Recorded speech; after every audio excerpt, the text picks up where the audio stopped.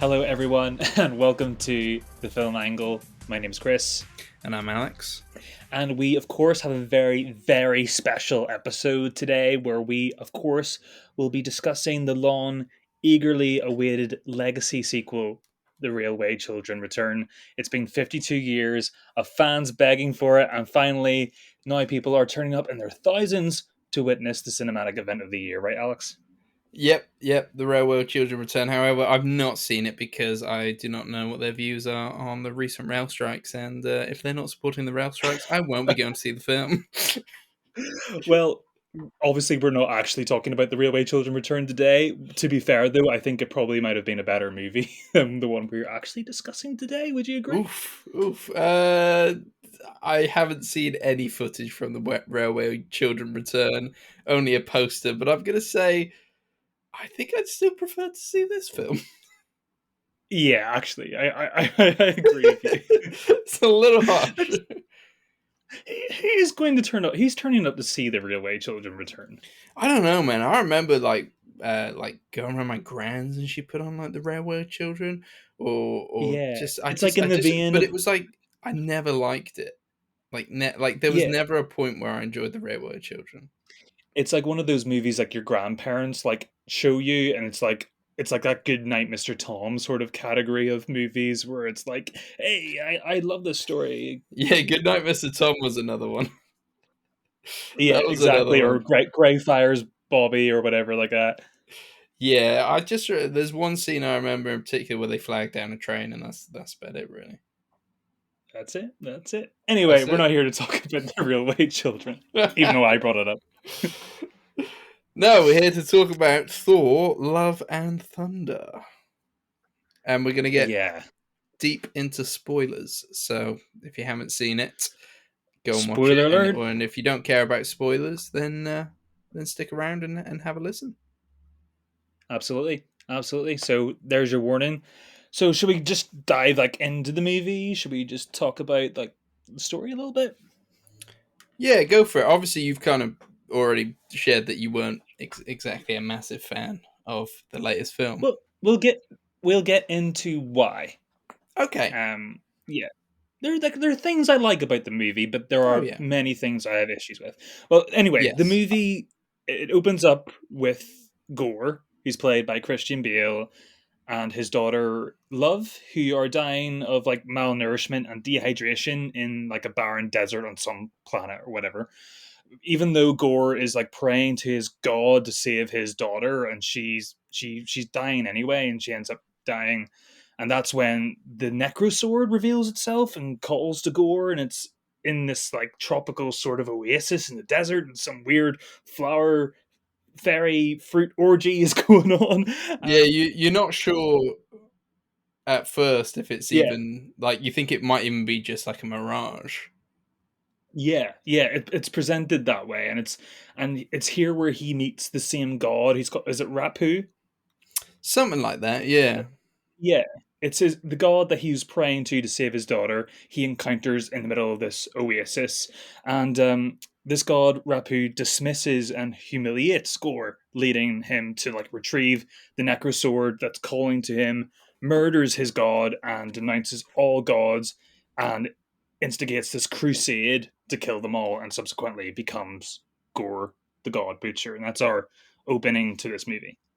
Yeah, and I think relatively strong opening. I think Christian Bale is a very much a standout in this film. I don't think we had any doubts that he wouldn't be.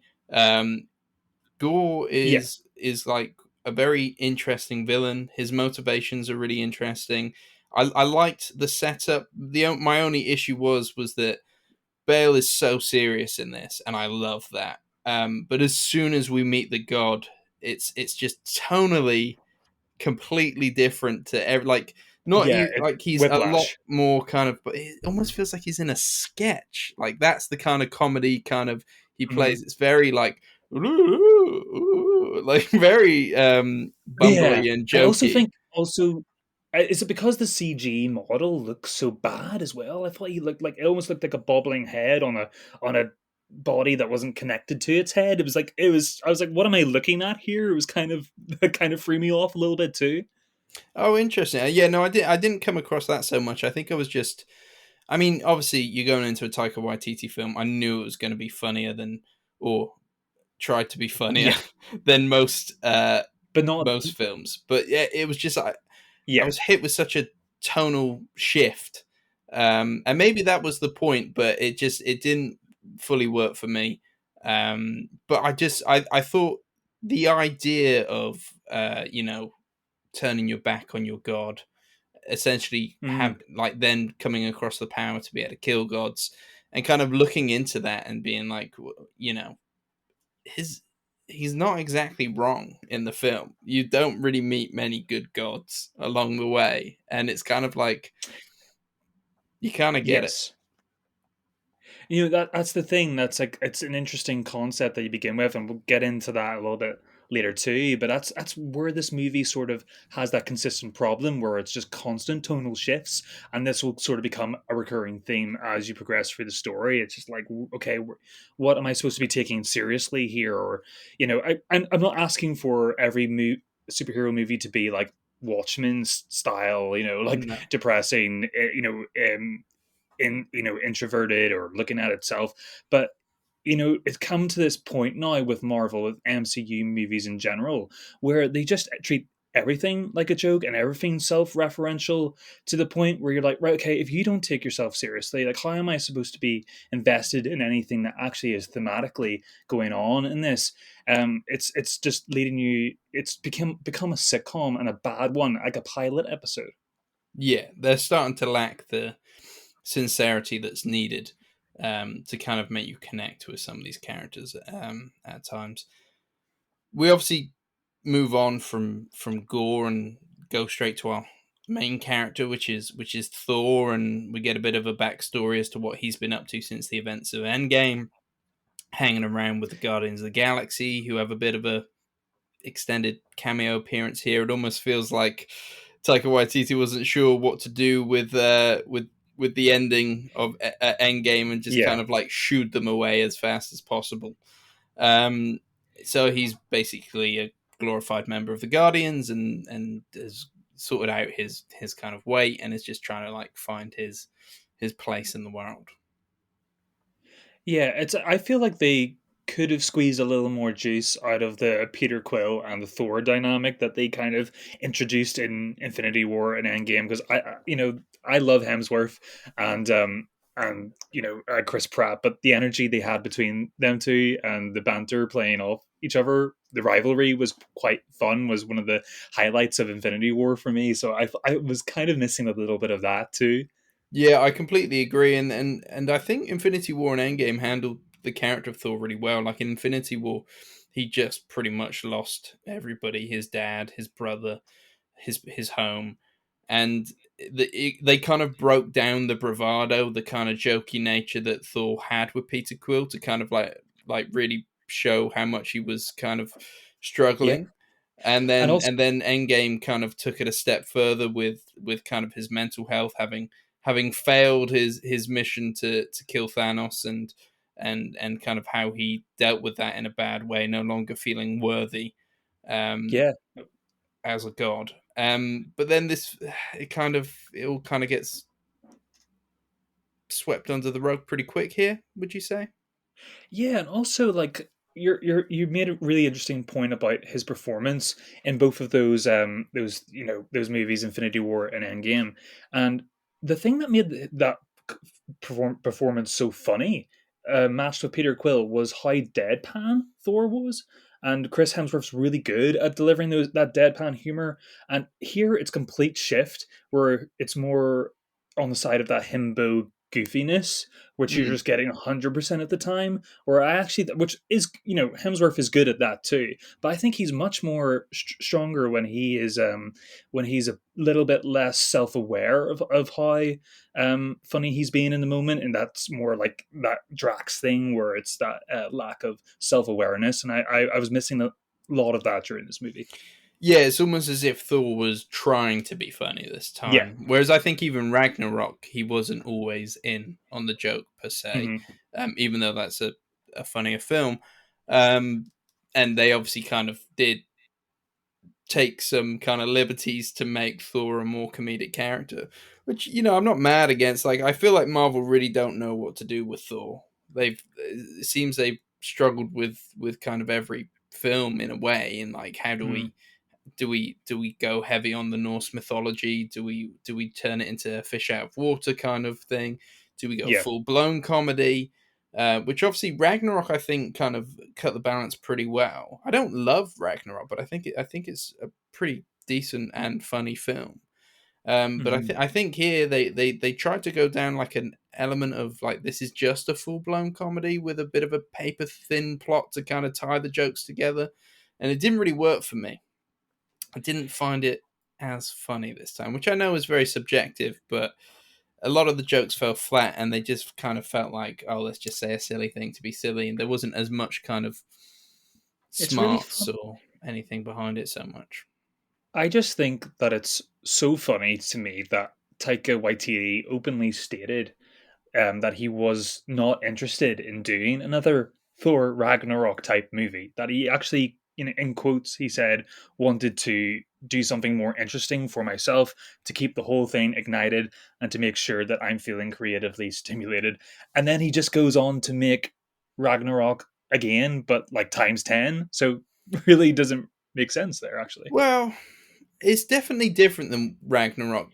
I would say it's not as wacky, maybe. It does go, it kind of cuts that balance of going back to like a straight laced adventure film without as much kind of weird wackiness. Like, I think they get rid of the wackiness at the start with all the cosmic stuff that happens with aliens and different planets and all that kind of stuff. And then, you Hmm. know, obviously there is still some wackiness to be had, but it's very much more just about like gods and traveling to this MacGuffin to stop that thing kind of thing. And I think, well, I think the thing he's referencing completely there in that quote is the fact that we have this concept with Gore the Butcher and the disassociation of religion and gods that are bored and apathetic to their followers. I mean, there's some really good meat on the bones there, but to make that the C plot of the movie in trade for what can only be described as like I said, a candy colored sort of assault on the senses. I'm sorry if that's a bit too harsh of a statement. I just think it's a little bit disappointing that you just, if you double down on something, because there's a really good Christian Bale performance hidden in this. There's almost like he's conjuring up this sort of American Psycho energy at times. You can see Mm. creeping through, and you can tell the physicality that he puts into it. Like he's obviously lost a lot of weight for this performance, and I feel like Christian Bale doesn't get any bang for his buck. He doesn't get the investment he's put into it. Doesn't really seem to have really come out in favor for him. No, I definitely thought that watching the film. I thought, like, obviously he looks creepy, and Hmm. obviously the bare bones of a backstory is like interesting enough motivation. And he sounds creepy, and he looks good in the shadows and all that kind of stuff. Yeah. But to me, I almost felt like we we don't really see him kill many gods, if but one, and he is just a boogeyman. But he's never like, nobody never feels like he's that scary of a boogeyman. Even Yeah. when we have a scene when there's many gods together, they don't seem to be too fussed about him either. And I just feel like we should have maybe seen him like fully unleash and kind of show off his power. And I also kind of felt like there's a film here where Gore is treated in the same way Thanos was in Infinity War, where he's Yeah. basically a main character. And I think like I think that would have been a more interesting film to really have Thor and Gore have as much screen time as each other, because you've got Gore who's lost his faith in gods, and Hmm. then you have Thor who out of Endgame maybe didn't feel worthy to be a god, or was working on that, and like maybe he, you know, he kind of sympathizes more with Gore, which I think like there's an element of, they touch on that, but the film is so unfocused that it never really sticks to one idea. It's a whole bunch of ideas thrown at the screen, loosely tied together. And I think I would have liked to have seen Thor become more contemplative with this Hmm. idea of being a god and how to be a god and how to inspire people. Because I think there's some really interesting scenes at the end where obviously you are watching myths and legends be told as he communicates with the children who have been kidnapped, and then how he inspires them to kind of like fight back and give them his power and stuff like that. I thought that was really interesting stuff, and I think if it had a more interesting kind of through line of him becoming the inspirational god, as God Mm. should be to people, the light in the dark, the hope that's needed in terrible times. I think this would have like hit a lot heavier. I mean, the fact that we've not even touched on several other characters in this film just shows just like how kind of like all over the place this film is. It feels like it's juggling so many things and didn't Yeah. know how to tie them into one straight line, which I And we've think, we've even like it's so many avenues to so many directions to talk about this movie. I think we've forgotten to even like go back to actually the first basic act of the movie. We haven't really even gone through talking about our introduction to there's this thing I'm really kind of annoyed with Marvel movies at the minute, where it seems to be the norm, where we open up or we introduce to our character through a scene of them fighting a sub B tier sort of villain, and that's what we get here on the planet. Where it's like Guardians 2 did it, where we're fighting some tentacle monster. Even the recent Doctor Strange movie does it. It's like this is our way of always introducing our characters. It's almost like we are devoid of any creativity here in terms of how to open our movies in a sort of interesting way. yeah, yeah, no, I completely get it. It was very cookie cutter Marvel here, and I think maybe they thought the jokes were funnier, but yeah, for me they fell flat. And I know you had did you say your audience were very much in the same vein? Like, not really. There wasn't that much laughter coming from your audience, or was Oh it different? no, no, no, no, quite the opposite actually. Oh, okay. Yeah, no, our the audience was really lapping it up actually. There were quite a few people laugh out loud laughing, especially when the screaming goats Oh are yeah. introduced, which is a joke that is so overused here too, isn't it? It's Yeah. Well, um I mean, I was maybe that really goes to show just how subjective the comedy is. But I definitely felt with my audience there wasn't as much. There was definitely laughter. Like, there's definitely funny jokes in this film. Like, Taika Waititi's a funny guy. It just seems this time there were more misses than hits. But again, some people are gonna still like the hits. Look, I was just I went in super positive. I knew that this had a sort of mixed response, but I'm always going into a Marvel movie always looking to find the best in it, because when a superhero movie really works for me, it's really good. I really enjoy some of the things that Marvel cranks out that's been really successful. Things like Black Panther. I even quite like some of the earlier Thor movies, but it's just like I don't know. It's fun to poke at the concept of Thor being an MCU superhero, and that's like a bit of a silly origin story when comparing to other members of the Avengers. But when your movie is so winky and so self-referential to the level of, like I said, being like a sitcom pilot, that's where I'm supposed to be. That's where it loses me, and yeah. And that kind of sets the tone for the movie. And what did you think of Russell Crowe's appearance as Zeus in the City of Omnipotence? I'm not gonna lie, that was actually one of my favorite parts. Maybe just because Russell Crowe was just going really hammy and kind of What uh accent was he going well, for? it I was know it's Greek. supposed to sound It was Greek, Greek. yes, It was obviously, but I think it was a relatively decent Greek accent. I definitely heard some people like that on my recent Greek holiday. Like, maybe not exactly you like think? uh but maybe we get into some trouble. But yeah, no, I thought it wasn't an awful Greek I accent. think he just basically just put a compass like you use in mathematics and put it right in the middle of the Mediterranean and just did like a big circle for like 300 miles. I think that's basically what that accent was. Well, apparently, I read an article. Taika Waititi was saying they actually filmed all his scenes twice. So one where he was doing a British accent, and then one where he was doing the Greek accent. And then when they came to like editing the movie, the Greek accent worked better because it definitely felt, obviously with Zeus being a Greek God Yeah, that it didn't feel right with him having a British accent. Now, obviously, the accent is but funny in Thor, itself, just right? Yeah, because it's so weird coming out of Russell Crowe's mouth. But yeah, it's one of the more different kind of yeah. And Russell Crowe's not performances really from Russell Crowe. and he's not really well known for doing good accents in movies. I think like the biggest one was when he played Robin Hood, and he was on like a famous BBC interview on the radio where they were asking him why he was doing an Irish accent, and to which he like stormed off on air because Oh dear. he was so annoyed that they had said that it was an Irish accent. He's like, "You must be an idiot if you think that I was doing an Irish accent." And then he hear him drop his headphones and walk off. Oh dear, I didn't know that. I'm gonna have to seek that clip out. Yeah, I liked him there. I mean, yeah, it was good. I didn't understand the point of.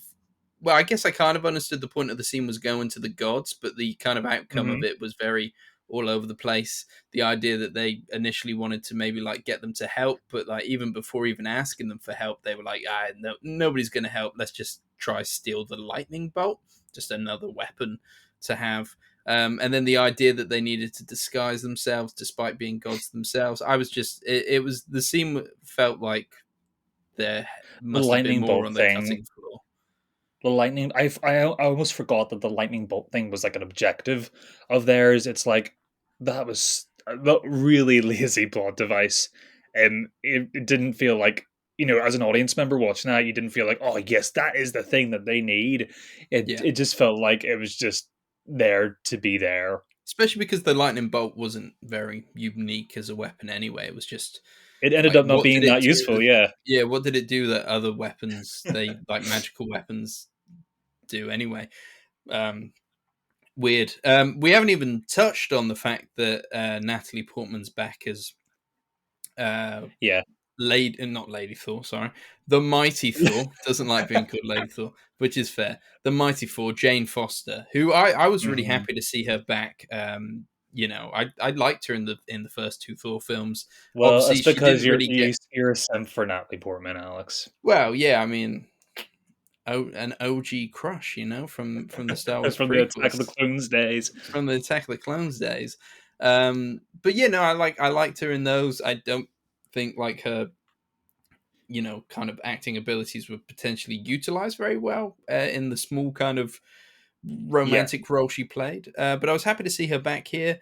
And they followed the comics in a very kind of strong way, which I was surprised at Hmm. with the whole cancer storyline, Oh, is which that part of the comics? is part of the comics. It's funny though; it feels convoluted here in this movie. Though I was wondering if it was part of the comic thread line. That's what I was gonna say. Here, it feels weird, Hmm. and I Yeah, think having kind it's of tone again, isn't it? That's what it is. It's it's tonal tone, shift. and cancer's such a hard hitting subject, and like my life's been affected by cancer. Many people's lives have been affected by cancer. So, Mhm. for the most part, it's treated pretty sincere. But like when it comes to the end of the film, I was just like, ah, man, like why are we doing this? We did say we're going to talk spoilers, so yeah, obviously, the Uh-huh. mighty Thor, Jane Foster's kind of the hammer is sucking all her energy to fight the cancer. So basically, if she uses it one more time, she's gonna die, and she uses it to go help Thor. And I don't know, I felt like such a I don't know, like I don't know, just didn't sit right with me. I don't think I know Taika's kind of dealt with some pretty hard hitting subjects whilst um still maintaining his comedy in things like Mhm. Jojo Rabbit and stuff like that. But I just it didn't fully work for me here, and I would maybe say it didn't always like fully work for me in Jojo Rabbit, but I No, don't know if he was the right person. that's a fair comment. Feel like I would just really like him to get back to smaller movies. I don't want him to sort of become a sort of caricature of himself. And I It's feel like already happened though. Like even him just popping up in Free Guy, it feels like mhm. he's entered into the Hollywood machine a bit, and And obviously he's in Lightyear as well. Yeah. Yeah, every time I hear his voice there, it just feels like, oh, there he is again. Like he seems to be everywhere at the moment. And I don't dislike Taika Waititi. He's a very very good filmmaker for the most part. But I just don't. There was something in Love and Thunder, and maybe it was COVID, because obviously they were A filming little when. bit of a sprinkling of COVID. Well, I'm just saying, like they were filming during that time, so it can't have made production easier or anything like that. But it just felt Love and Thunder dropped the ball here a bit. Somewhere along the way this wasn't fully realized to its full potential. Yeah, and I believe like I just really worry that we're getting to how many more of these sort of YTD movies are we going to get before not just people like you and me are dissatisfied with it, but like the general audience start to think, right, okay, now is too much. Yeah. I'm worried that that is coming up on the horizon pretty soon. I'm worried. I do not really sign up for the him tackling the Star Wars material, especially if he is going to tackle it in the same way that he has tackled these Thor movies. I just would feel like it would be bad for both him and the Star Wars franchise. So let's just hope it's another one of those Star Wars projects that gets dropped like so many. Yeah, I think there's an element of like, yeah, this does make me worry for his Star Wars film. That being said, he did direct the finale of the first season of The Mandalorian, Yes, which is which a was very good. relatively well done episode, and obviously there's some comedy in there, but it's not the front and center. So maybe he kind of Hmm. understands what he's dealing with Star Wars, whereas obviously Marvel set a precedent that like jokes can be like very good, which is fine. Like what you go to when you go see a fun film like this, like you want comedy, but you also want like heart and I guess action. Though I'm getting a bit bored of action. I can't think of like one memorable action scene in this film. I almost feel like Marvel just need to like just make a film with like no action at all, because the elements I liked in this film were like the rom-commy elements and kind of like the Oh, quieter moments. I liked the kind of flashbacks between Jane and Thor, seeing how they kind of dealt with their relationship post Thor: The Dark World and then their yeah, subsequent breakup. I liked all that. It was pretty quirky. It was pretty the good. downtime. Yeah, I think this, especially when they're traveling to the, is it the Shadow Realm? It's called. Something like that, yeah. I do enjoy the moments where the movie has downtime. Not that it has much of that, but I think because you're looking for that so much, you're looking for that reprieve. And let's just talk about the Shadow Realm. Actually, I thought that was really good sort of break in the chain for the movie visually and tonally. It was like, oh yeah, more of this, please. I actually really like the somberness of that, and also because you're I don't know if the word treated is good. I think more you're, like I said, assaulted by the candy color visuals that's going on in most of the film. To have this sudden like really well photographed moment was actually a really good break and one of the moments I really enjoyed about the movie. Yeah, no, I absolutely agree. Something different star wise, and obviously really allowed Gore to look really creepy Yeah, and scary as he came out of the shadows, and yeah, and really there's kind of unique arachnoid way of monsters. like when light did hit with like the hammer and stuff like that, like bits of red from the costume would appear and stuff like that. I really like that. It's worth saying as well, this was the first Marvel film to make use of the volume, which is obviously the big LED screens, Yeah, green screen thing that we've seen in Star Wars. And I thought it looked good for the most part. Like I thought this was actually like a pretty nice looking film for the most part, especially on some of the kind of bigger landscapes and stuff like that. They seem to use it a little bit better than maybe Obi-Wan did, which maybe made things feel a little bit too kind of claustrophobic, even when there were giant landscapes. But I think some of the way the colors kind of bounced off characters and stuff like that just looked less green screeny here than some Marvel really, films recently.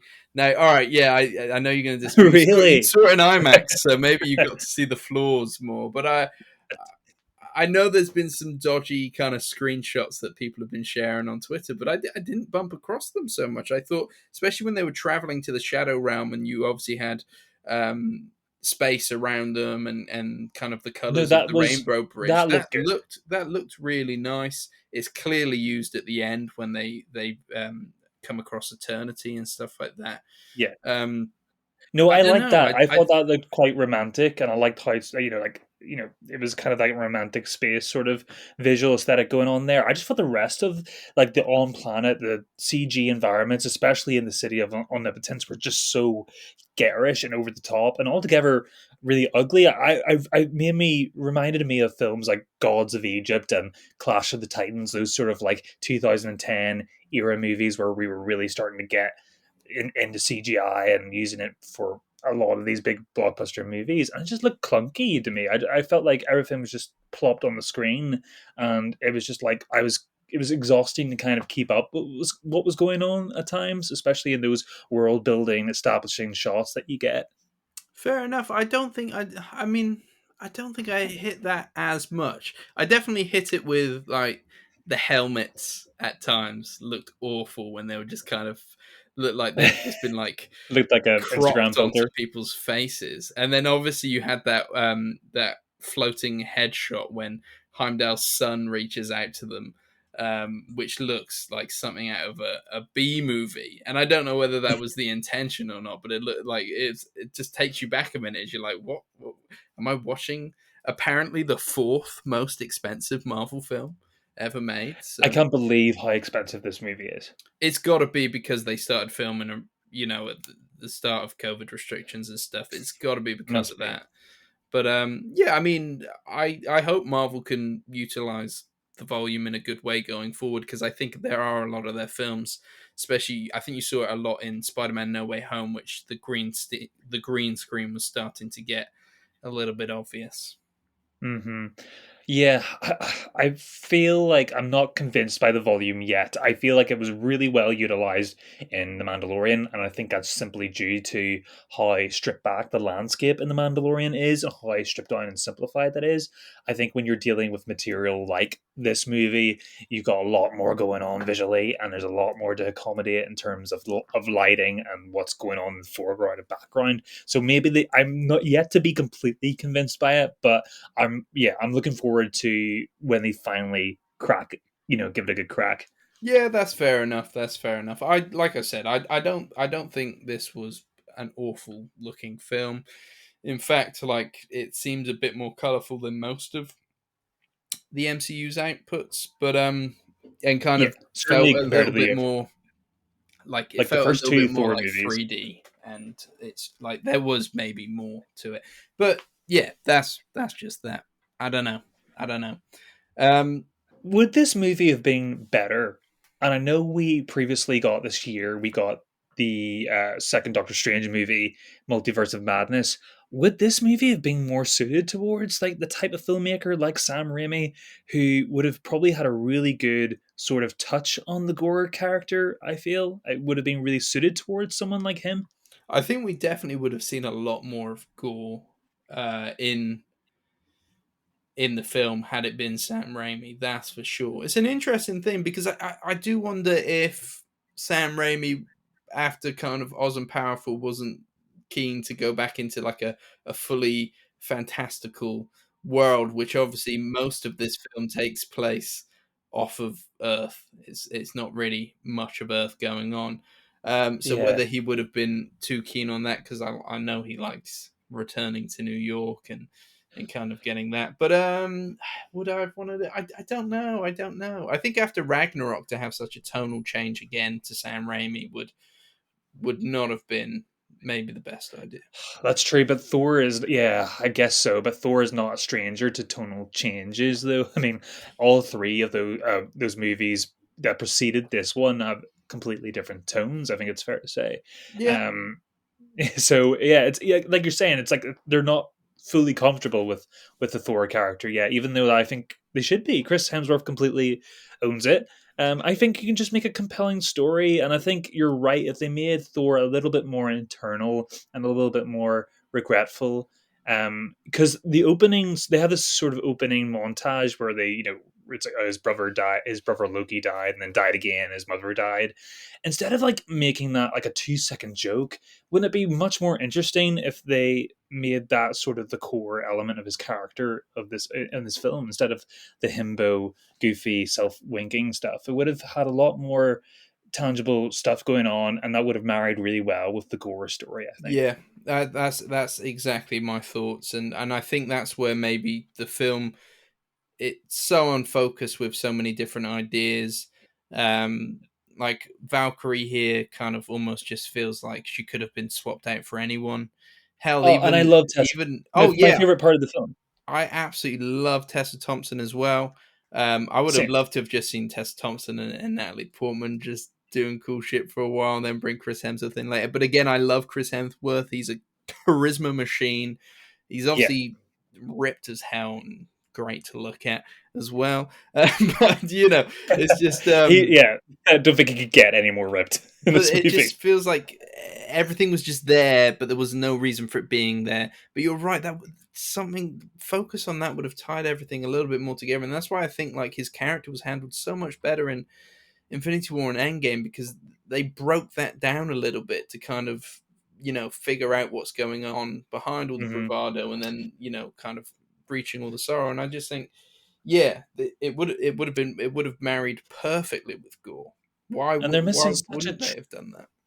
they're missing such a trick with Tessa Thompson as King Valkyrie. She's so good in this role. I mean, I also thought from the trailers that we would get to see a lot more of her doing a lot more in this movie. Like, Yep. I want to see her how she governs New Asgard. I really like her laid back attitude. I love her line delivery. That's sort of almost like Cruella de Vil esque, like British accent that she puts on there. Yeah. Yeah, I just think she's a lot of fun. I would really like, if we're going to do another Thor movie, I would really like something that maybe focuses on her dynamic with Thor. We got a little bit of that in Ragnarok, but I think she's almost worthy of having her own movie. Absolutely. And my feelings were the same with Jane Foster. I was so mad they killed her at the end of this film because we Yeah, we really didn't see enough of her. I And didn't think it was going to go that way. Actually, no, I thought the final wish would have been like to save her. yeah. Um How come he didn't get a wish? Why is it only? It didn't really explain that very well, well. didn't they say something in where the god said the first person to reach eternity gets to make the wish or something like that? Okay, I don't right. know whether that That's means all nobody my can part. ever make a wish again now. But I guess Gore was the first out of that group to reach eternity. But I Right. thought that's Okay. where it was going. I was surprised. Like, but then again, should I have been surprised? The daughter thing did make sense. But I was just mad that they just kind of disregarded this character so fast. You don't like Yeah. you only just like see her settle into the kind of heroic ways, and And I, especially the fanfare they made when they announced it originally in Comic Con, where where Taika is holding Natalie Portman's hand up in the air, like the next Thor and everything, and to only be like a small plot device in this is kind of like a disappointing thing. I just feel like Natalie Portman gets a rough deal in all of these Thor movies. It's like she can never give a bad performance, no matter how badly the character is written. Natalie Portman always gives a solid effort. But it's just, you're right. They just did not find a way to utilize her to her full potential, because we all know she's an amazing actress. yeah, Even to this day, it's not like she's on the downturn or anything. It's just, I feel like she was casted wrongly, maybe in the first Thor movie, and then they just kind of had to continue the thread line. Is that probably more the thing? maybe I've because she's been a bit sour on those first two Thor films, and that's why she didn't return for like the Hmm. Avengers films or Ragnarok, and kind of like distanced herself from Marvel. And obviously, Taika kind of said, "Why don't you come back and I'll make you more of a character?" And obviously, she was definitely more of a character here. But I do wonder if maybe she was the one who was like, "I'll come back for one more, but you got to kill me off," kind of thing. Bit of a See, Harrison Ford type I feel type she deal. looked like, I know the whole point of it is that she's new to the superhero thing, and isn't it funny that she's like suddenly from being mortal, she now has like she has the powers of a god, but she did seem like a bit of a fish out of water in an uncool sense. Like, she kind of like the grown up, he turned up to the party and like, hey kids, is this what you guys do? It felt like she was a little bit out of place. She didn't feel like comfortable in the role of a hero. I know that's sort of kind of thematically what's going on, but it still felt unintentional, if that makes sense. Yeah, and it didn't play into the themes of you know, wanting all gods dead. Like, would it have been Jane Foster's way to be like, well, actually, a god should behave like this? Like, as somebody who hasn't been a god should be here to do this, and she inspires people, and maybe she turns Gore's kind of Yeah, head because she's able to turn Thor back into, you know, a person who's kind of admired. I don't know. Like, there was just so many storylines they could have gone down to kind of like flesh out why she was there, but it felt more of a kind of like, hey, we're doing something that was done in the comics, and we're just kind of like shoehorning her into this kind of wacky story. I yeah, just feel like there was so much potential to go really delve deep on the kind of faith angle, because I thought it was so yeah. interesting. It felt like you could have gone down. Have you ever read American Gods or seen the TV show? I've seen the TV show, and yeah, I was pretty impressed with the concept of that show. Yeah. It definitely felt like that. Like, Marvel has that kind of thing of like, whatever you believe in, like, it is real. Like, obviously we've seen Egyptian gods, we've seen Norse gods, we've seen Greek gods, like, Hmm. and at the end we actually get to see that there is a Valhalla, like the Norse heaven is real. Yeah. So and in Moon Knight we get to see that there is, I can't remember what the like the Egyptian heaven is, but like they nearly end up going there. So Is it like like the Marvel's MCU is trying to expand the universe to Oh create more yeah. stages? But this idea that like gods are real and whatever you believe in and whatever afterlife you believe in, like you'll end up there kind Hmm. of thing, is so interesting. And I just It's think like also they didn't really kind of, I know it's a kids film at the end of the day, but they didn't, like, I think there could have been like a kind of philosophical level to this, um 100%. It's in the that would have DNA of worked the movie. harder. Like, yeah, no, it is a disappointing thing. But looking at the overall picture now, where are we now going with Marvel? Are we going? Are we on a downward spiral now here that we can't really like resurrect the good? Are the glory days behind us now? Was like Infinity War Endgame like the peak, and now we're just going to like really squeeze this property until it runs dry and people get fed up and come out with their pitchforks. I don't know. It's hard to predict where this is going. It's true. I think Marvel have a massive quantity over quality issue at the moment. Obviously, they're dishing out TV shows. There's like Mhm. one It's every like month. 47 hours of Marvel content this year, isn't Yeah, it? Or this phase, or it's something. It's crazy like that. Or like it's like compared to double like the phase other one, two, and phases three. already. Yeah. Yeah, yeah, And they always seem to have a good start, the TV shows especially, and then kind of peter out a bit near the end. We've discussed this before, and the films yeah. haven't like blown anybody's minds in the same kind of way that other ones have. And I know people want a direction, but I really don't care for an overarching story again. I just want to see good character studies and kind of thematically interesting Hmm. films that feel like they've been made because there's a story to tell here and we want to advance this character. Yeah, Whereas the films feel like they're being made just to keep the character around for the next big thing that's going to happen at some point. And obviously, they've not yeah. really teased what's going to happen so much, but I don't know. That's an It feels issue. like That's an issue with like what we, the storyboarding of what a superhero movie is, and I think we forget that they don't have to be about defeating some big bad all the time. We can have way more smaller stories and focus on character. Like going back to, I know we talked about Sam Raimi, but we go back to like Sam Raimi Spider-Man movies that were lot smaller in scope, and but end up accomplishing a lot more, and they feel like fully realized movies from beginning to end.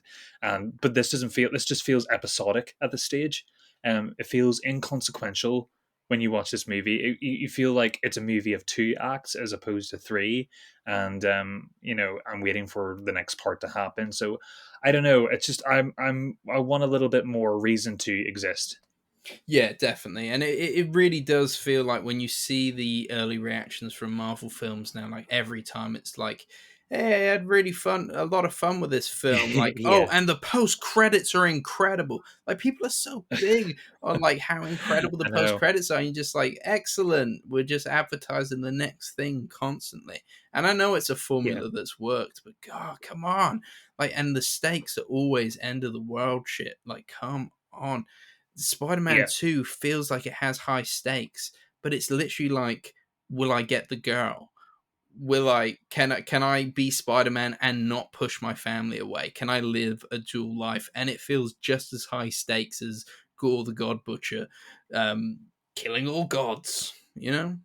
Yeah, it's like they're it's like we're out of touch of what the fans want. It's like we've got so many different divisions of fans, and we don't want to alienate one over the other. Do what Star Wars did with its sequel trilogy, and then end up going the opposite way and going back on ourselves and being really scared and making something that just pleases everybody but doesn't really set the world on fire.